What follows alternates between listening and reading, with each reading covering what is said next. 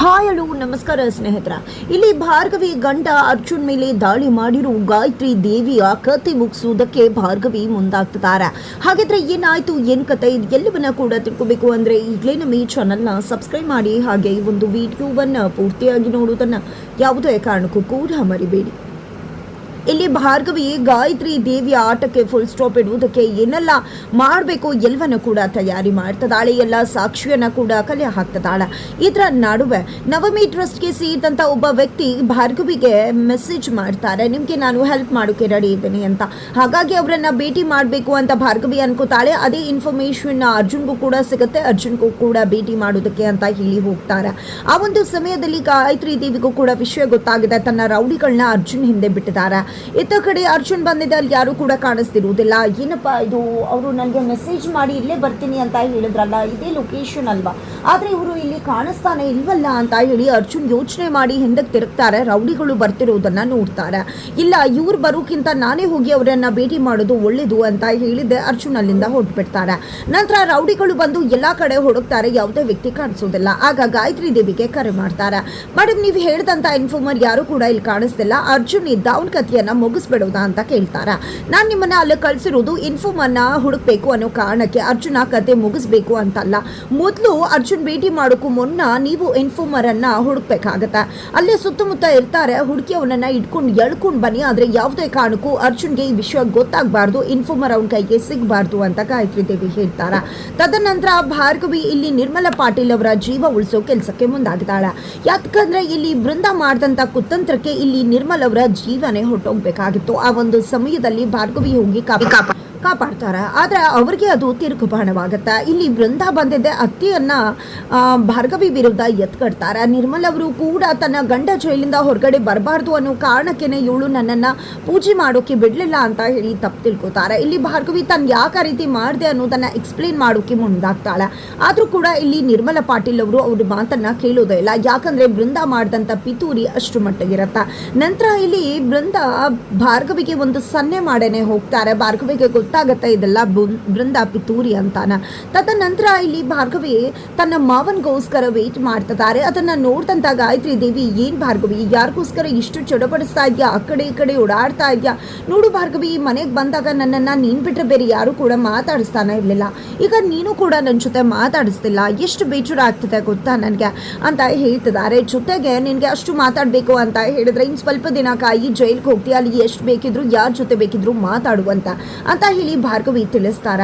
ಹೌದು ಭಾರ್ಗವಿ, ನಿನ್ನ ಮಾವನ್ನ ಉಳಿಸ್ಕೊಳ್ಬೇಕು ಅಂದ್ರೆ ನಿನ್ಗೆ ಸಾಕ್ಷಿ ಸಿಗ್ಬೇಕಲ್ವಾ, ಪಾಪ ಸಾಕ್ಷಿ ಸಿಗುತ್ತೆ ಅಂತ ಓಡಾಡ್ತಾ ಇದೆಯಾ ಅನ್ಸತ್ತ.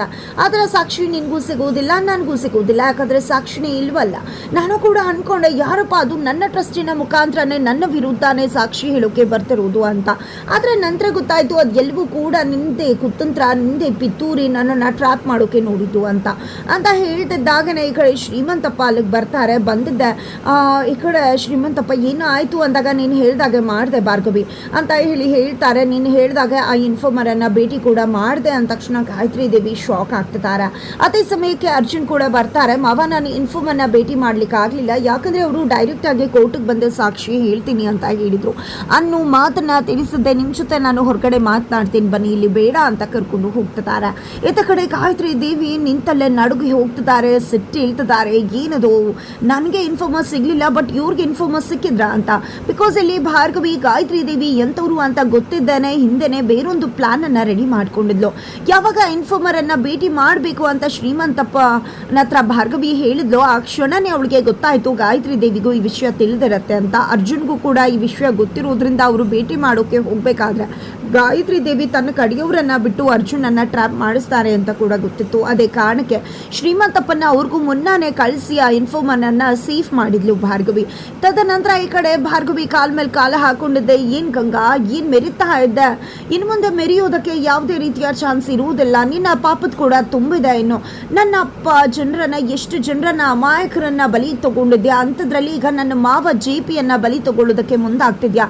ನನ್ನ ಮಾವನನ್ನ ಕಾಪಾಡ್ಕೊಳ್ದೆ ಇರ್ತೀನ, ನನ್ನ ಅಪ್ಪನ ಕಳ್ಕೊಂಡೆ, ಅಪ್ಪನಂತಿರೋ JP ಮಾವನನ್ನ ಕಳ್ಕೊಳ್ಳೋದಿಲ್ಲ ಅಂತ ಹೇಳಿ ಭಾರ್ಗವಿ ತಿಳಿಸ್ತಾಳ. ನೀನು ಈ ಮನೆಗೆ ಬೆಂಕಿ ಹಚ್ಚಿ ಮನೆನ ಸರ್ವನಾಶ ಮಾಡಬೇಕು ಅಂತ ಬಂದೆ, ಆದರೆ ನಿನ್ನ ಎಲ್ಲ ಪ್ಲಾನ್ ಕೂಡ ಉಲ್ಟಾ ಹೊಳ್ತದ. ಯಾಕೆ ಹೇಳು? ಬೆಂಕಿಯನ್ನ ನಂದಿಸೋದಕ್ಕೆ ಒಂದು ಮಳೆ ಇದೆ ಅನ್ನೋದನ್ನ ಪಾಪ ನೀನು ಮರ್ತು ಹೋಗ್ಬಿಟ್ಟ. ಬೆಟ್ಟದಷ್ಟು ಅಹಂಕಾರ ಇದೆ ನಿನಗೆ, ಆದರೆ ಬೆಟ್ಟವನ್ನೇ ಕರಗಿಸತಕ್ಕಂಥದ್ದು ಭೂಕಂಪ ಮಾತ್ರ. ಆ ಭೂಕಂಪ ನಿನ್ನ ಪಾಲಿನ ಸುನಾಮಿ, ಅದು ಬೇರೆ ಯಾರು ಅಲ್ಲ, ಅದು ಈ ಭಾರ್ಗವಿನೇ ಅಂತ ಹೇಳಿ ಹೇಳ್ತಿದ್ದಾರೆ. ಇತ್ತ ಕಡೆ ಗಾಯತ್ರಿ ದೇವಿಯೇ ಭಾರ್ಗವಿ ಅಂತದಾಗೆ ಸುಮ್ಮನೆ ಮುಚ್ಚು, ನಿನ್ನ ವಾಯ್ಸ್ ಅನ್ನ ರೇಸ್ ಮಾಡಬೇಡ. ಇನ್ನು ನಿನ್ನ ಆಟ ಯಾವುದೇ ಕಾರಣಕ್ಕೂ ನನ್ನ ಮುಂದೆ ನಡೆಯುವುದಿಲ್ಲ, ರೆಡಿ ಆಗೋ ಜೈಲ್ಗೆ ಹೋಗೋದಕ್ಕೆ ಕೌಂಟ್ ಡೌನ್ ಶುರು ಆಗಿದೆ ಅಂತ ಹೇಳಿ ಹೇಳಿದ್ದ. ಇದ್ದ ಕಡೆ ಭಾರ್ಗವಿ ಎರಡು ಬೆರಳಲ್ಲಿ ಒಂದು ಬೆರಳನ್ನು ಮುಟ್ಟು ಅಂತ ಹೇಳ್ತಾರೆ. ಯಾಕೆ ಮುಟ್ಟಬೇಕು ನಾನು ಅಂದಾಗ, ಸೂಲಿ ಯಾರದ್ದು ಗೆಲುವು ಯಾರದ್ದು ಅಂತ ಗೊತ್ತಾಗಬೇಕು ಅಲ್ವಾ ಅಂತ ಭಾರ್ಗವಿ ಹೇಳಿದಾಗ ಒಂದು ಬೆರಳನ್ನು ಮುಟ್ಟಿದ್ದೆ. ಸೂಪರ್ ಗಂಗಾ, ನೀನು ಒಳ್ಳೆ ಬೆರಳನ್ನೇ ಮುಟ್ಟಿದ್ಯಾ, ಕೊನೆಗೂ ನಾನು ಗೆಲ್ತೀನಿ ಅಂತ ಗೊತ್ತಾಗೋಯ್ತಲ್ಲ ಅಂತ ಭಾರ್ಗವಿ ಹೇಳಿದಾಗ, ಇನ್ನೊಂದು ಬೆರಳಲ್ಲಿ ಏನಿತ್ತು ಅಂದಾಗ, ಆಬ್ವಿಯಸ್ಲಿ ಇನ್ನೇನಿರತ್ತೆ, ನೀನು ಸೋಲ್ತಿ ಅನ್ನೋದೇ ಇರತ್ತೆ ಅಂತ ಹೇಳಿ ಭಾರ್ಗವಿ ಅಲ್ಲಿಂದ ಹೋಗ್ತಾರ. ಈ ಕಡೆ ಗಾಯತ್ರಿ ದೇವಿ ಹುಚ್ಚಿ ಅಂತ ಆಗಿದಾರ. ಇಲ್ಲ, ಯಾವುದೇ ಕಾರಣಕ್ಕೂ ಕೂಡ ಈ ಭಾರ್ಗವಿ ಅರ್ಜುನ JPಯನ್ನ ಬಿಡಿಸ್ಕೊಂಡು ಬರೋದಕ್ಕೆ ಅವಕಾಶ ಮಾಡಿಕೊಡ್ಬಾರ್ದು. ಏನಾದರೂ ಬಿಟ್ಟರೆ ಖಂಡಿತ ಎಡವಟ್ಟಾಗಿ ನಾನು ಸಿಕ್ಕಾಕೋಬೇಕಾಗತ್ತ ಅಂತ ಯೋಚನೆ ಮಾಡ್ತಂತ ಗಾಯತ್ರಿ ದೇವಿ ಎ ಪ್ಲಾನ್ ಇದ್ರೂ ಕೂಡ B ಪ್ಲಾನನ್ನು ರೆಡಿ ಮಾಡ್ಕೋತಿದ್ದಾರೆ. ಅದರ ಅಂಗವಾಗಿ ತುಂಬಾ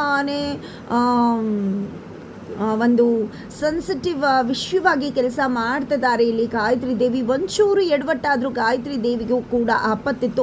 ಅಷ್ಟು ಸೆನ್ಸಿಟಿವ್ ಆಗಿರ್ತಕ್ಕಂಥ ಒಂದು ಪ್ಲ್ಯಾನನ್ನು ರೆಡಿ ಮಾಡ್ಕೋತಿದ್ದಾರೆ ಭಾರ್ಗವಿ. ಖಂಡಿತವಾಗ್ಲೂ ಅದು ತುಂಬಾ ಇಂಪ್ಯಾಕ್ಟ್ ಮಾಡೋದಂತೂ ಶತಸಿದ್ಧ. ಅದೇ ಟೈಮ್ಗೆ ಬೃಂದ ಬಂದು ಏನು ಅಂತ ಕೇಳಿದಾಗ, ನಾಳೆನೇ ನಿನಗೆ ಗೊತ್ತಾಗುತ್ತೆ, ಈ ಗಾಯತ್ರಿ ದೇವಿನ ಸಾಮಾನ್ಯ ಅನ್ಕೋಬೇಡ ಬೃಂದ, ಈ ಗಾಯತ್ರಿ ದೇವಿ ಎ ಪ್ಲಾನ್ ಅಲ್ಲ ಅಂದರೆ B ಪ್ಲಾನ್ ರೆಡಿ ಮಾಡ್ಕೊಂಡಿದ್ದಾರೆ ಅಂತ ಹೇಳ್ತಾರೆ. ನಂತರ ಮರುದಿನ ಅರ್ಜುನ ಕೋರ್ಟ್ಗೆ ಹೋಗಬೇಕಾಗಿದೆ. ಅಮ್ಮ, ಅಜ್ಜಿ ಎಲ್ಲರೂ ಕೂಡ ಅರ್ಜುನ್ ಬಳಿ ನೀನು JPಯನ್ನ ಬಿಡಿಸ್ಕೊಂಡು ಕರ್ಕೊಂಡು ಬರಲೇಬೇಕು ಅಂತ ಹೇಳ್ತಿದ್ದಾರೆ. ಯಾರು ಮುಂದೆ ಬಂದರೂ ಖಂಡಿತವಾಗ್ಲೂ ನಾನು ನನ್ನ ತಂದೆಯನ್ನು ಜೈಲಿಂದ ಕರ್ಕೊಂಡು ಬಂದೇ ಬರ್ತೀನಿ ಅನ್ನೋ ವಿಶ್ವಾಸದಲ್ಲಿ ಅರ್ಜುನ್ ಕೂಡ ಹೊರಡ್ತಿದ್ದಾರೆ. ಆ ಸಮಯದಲ್ಲಿ ಒಂದು ಫೈಲ್ ಇರುತ್ತೆ, ಆ ಒಂದು ಫೈಲನ್ನು ಎತ್ಕೋಬೇಕಾಗಿದೆ. ಫೈಲನ್ನು ಎತ್ಕೊಳ್ಳೋ ಸಂದರ್ಭದಲ್ಲಿ ಕೆಳಗಡೆ ಒಂದು ಬ್ಲೇಡ್ ಇರುತ್ತೆ. ಆ ಒಂದು ಬ್ಲೇಡ್ ಬೆರಳನ್ನು ಕಟ್ ಮಾಡುತ್ತೆ. ಕಟ್ ಮಾಡ್ತಿದ್ದಾಗನ ಈ ಕಡೆ ಭಾರ್ಗವಿ ಒಂದು ಫಸ್ಟ್ ಏಡನ್ನು ಮಾಡ್ತಾರೆ. ಫಸ್ಟ್ ಏಡನ್ನು ಮಾಡ್ತಿದ್ದಾಗೆ ಅರ್ಜುನ ಕೋರ್ಟ್ಗೆ ಹೋಗ್ತಿದ್ದಾರೆ. ಈ ಕಡೆ ಬೃಂದ ಏನಾಯಿತು ಅಂದಾಗ ವೇಟ್ ಇನ್ ವಾಚ್ ಅಂತ ಹೇಳ್ತಾರೆ ಗಾಯತ್ರಿ ದೇವಿ. ನಂತರ ಕೋರ್ಟ್ಗೆ ಹೋಗ್ತಿರ್ತಕ್ಕಂಥ ಅರ್ಜುನನ್ನು ಫಾಲೋ ಮಾಡಿಕೊಂಡು ಭಾರ್ಗವಿ ಕೂಡ ಕೋರ್ಟ್ಗೆ ಬಂದಿದ್ದಾರೆ. ಇತ್ತ ಕಡೆ ಅರ್ಜುನ್ಗೆ ನಡೆಯೋಕ್ಕೂ ಕೂಡ ಆಗ್ತಿಲ್ಲ, ತುಂಬಾ ಸುಸ್ತಾಗ್ತದೆ, ತಲೆ ಸುತ್ತುತ್ತದೆ. ಕೊನೆಗೂ ಕೂಡ ಕೋರ್ಟ್ ಕಾರಿಡಾರ್ ತನಕ ಬರ್ತಾರೆ. ಕಾರಿಡಾರ್ನಲ್ಲಿ ಹಾಗೆ ಕುಸಿದು ಹೋಗಿಬಿಡ್ತಾರೆ ಅರ್ಜುನ್. ತಕ್ಷಣ ಅಲ್ಲಿಗೆ ಭಾರ್ಗವಿ ಬರ್ತಾಳೆ. ಗಂಡನ ಪರಿಸ್ಥಿತಿಯನ್ನು ನೋಡಿದೆ ಶಾಕ್ ಆಗ್ತಾಳೆ. ಗಂಡನನ್ನು ಎಚ್ಚರ ಮಾಡೋಕ್ಕೆ ಟ್ರೈ ಮಾಡ್ತಿದ್ದಾಳೆ. ಬಟ್ ಅರ್ಜುನ್ ಹೀನ ಸ್ಥಿತಿಗೆ ಹೋಗ್ತಿದ್ದಾರೆ, ಪ್ರಜ್ಞೆ ತಪ್ತಿದ್ದಾರೆ. ಅದೇ ಒಂದು ಸಮಯದಲ್ಲಿ ಕೈ ಬೆರಳಲ್ಲಿ ಕಪ್ಪಾಗಿರುತ್ತೆ. ಅದನ್ನು ನೋಡಿದಂಥ ಭಾರ್ಗವಿಗೆ ಗೊತ್ತಾಗತ್ತೆ ಗಾಯತ್ರಿ ದೇವಿಯ ಕುತಂತ್ರ ಇದು ಅನ್ನೋದು. ಈ ಫ್ಲ್ಯಾಶ್ ಬ್ಯಾಕನ್ನು ನೆನಪು ಮಾಡ್ಕೋತಾಳೆ. ಕಟ್ಟಾಗಿದ್ದು, ಫಸ್ಟ್ ಏಡ್ ಮಾಡಿದ್ದು ಎಲ್ಲವನ್ನ ಕೂಡ ನೆನಪು ಮಾಡ್ಕೊಂಡಿದ್ದೆ. ರೆಬೆಲ್ ಆದಂಥ ಭಾರ್ಗವಿ ಅರ್ಜುನನ್ನು ಹಾಸ್ಪಿಟಲೈಸ್ ಮಾಡಿದೆ. ಈ ಕಡೆ ಗಾಯತ್ರಿ ದೇವಿಯ ಬಳಿಗೆ ಬಂದು ಗಾಯತ್ರಿ ದೇವಿಗೆ ಹಿಗ್ಗಾಮುಗ ತರಾಟೆಗೆ ತಗೊಳ್ಳೋದ್ರ ಮುಖಾಂತರ ಕಪ್ಪಾಡಕ್ಕೆ ಬಾರಿಸಿ ತನ್ನ ಮಾವನನ್ನು ಬಿಡಿಸ್ಕೊಂಡು ಬಂದೇ ಬರ್ತೀನಿ, ಏನು ಮಾಡ್ತೀಯ ನೋಡೇ ಬಿಡೋಣ, ನೀನಾ ಅಂತ ಹೇಳಿದ್ರ ಮುಖಾಂತರ ಮತ್ತೆ ಕಪ್ಪು ಕೋಟನ್ನು ಹಾಕೊಂಡಿದ್ದೆ. ಕೋರ್ಟ್ಗೆ ಎಂಟ್ರಿ ಕೊಟ್ಟು JPಯ ಪರವಾಗಿ ವಾದ ಮಾಡೋದಕ್ಕೆ ನಿಂತು ಇಲ್ಲಿ ಗಾಯತ್ರಿ ದೇವಿಗೆ ಗುನ್ನ ಇಡ್ತಿದ್ದಾಳೆ, ಚಟ್ಟ ಕಟ್ತಿದ್ದಾಳೆ ಭಾರ್ಗವಿ. ಹಾಗಿದ್ರೆ ಏನಾಗುತ್ತೆ ಮುಂದೆ ಅನ್ನೋದನ್ನು ತಿಳ್ಕೋಬೇಕು ಅಂದರೆ ಮುಂದಿನ ವಿಡಿಯೋಗೆ ವೇಟ್ ಮಾಡೋದನ್ನು ಮರಿಬೇಡಿ.